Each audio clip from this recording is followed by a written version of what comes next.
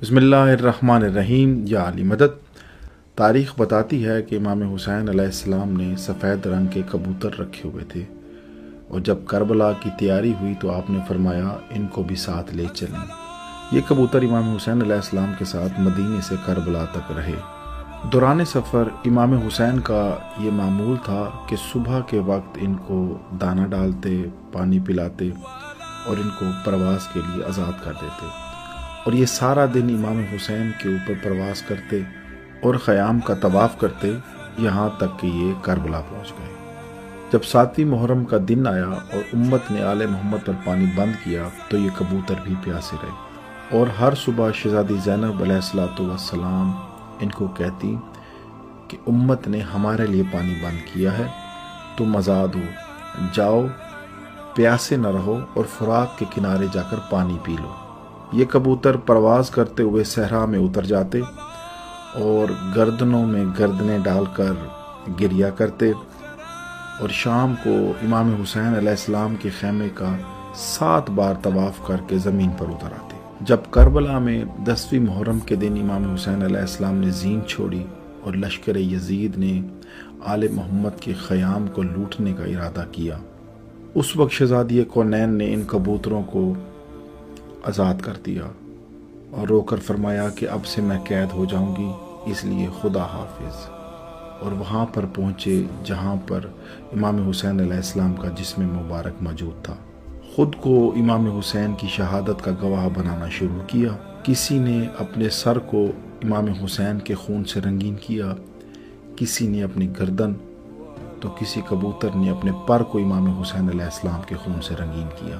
صاحبان مقتل لہوف لکھتے ہیں کہ جب انہوں نے اپنے آپ کو امام حسین کے خون سے رنگین کیا تو یہ ہوا میں اڑے اور چاروں سمت روانہ ہو گئے، اور راستے میں پرندوں کو امام مظلوم کی شہادت کی خبر سناتے گئے اور ان کو کربلا کی طرف بھیجتے گئے۔ ان میں سے ایک کبوتر اڑتا ہوا روضہ رسول صلی اللہ علیہ وآلہ وسلم پر پہنچا، اور اس نے وہاں بیٹھ کر اونچی آواز میں یہ کہنا شروع کیا، قد قتل الحسین، لوگو حسین علیہ السلام شہید ہو گئے۔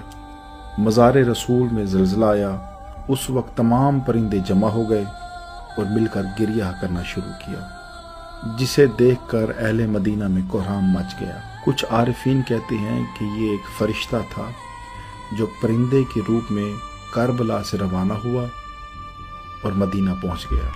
جب یہ پرندے کربلا سے روانہ ہوئے تو سیاہ رنگ کی ایک آندھی چلی، اور یہ آندھی کربلا سے شام سے مکہ اور مکے سے مدینے پہنچی۔ اس وقت بی بی صغرا علیہ السلام امام حسین علیہ السلام کی بیٹی، وہ گھر سے روانہ ہوئی اور روضہ اقدس مبارک حضرت محمد مصطفیٰ صلی اللہ علیہ وآلہ وسلم کے پاس پہنچی، اور وہاں جا کر گریہ کرتے ہوئے کہتی ہیں، نانا آج میرا دل بہت پریشان ہے، میرے بابا کی خیر ہو، میرے بھیا کی خیر ہو۔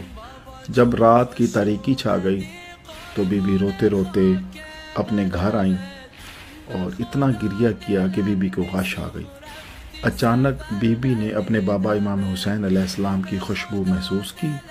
بی بی نے آنکھیں کھولیں لیکن بابا نظر نہیں آئے، لیکن بابا کی خوشبو شہزادی برابر محسوس کرتی رہیں، یہاں تک کہ بی بی نے خوشبو کے رخ کا تعین کیا اور ایک خون آلود پرندے پر نظر پڑی۔ صاحب ریاض القدس یہاں پر ایک شعر لکھتے ہیں، وہ فرماتے ہیں کہ بی بی نے پرندے سے پوچھا کہ تو کون ہے؟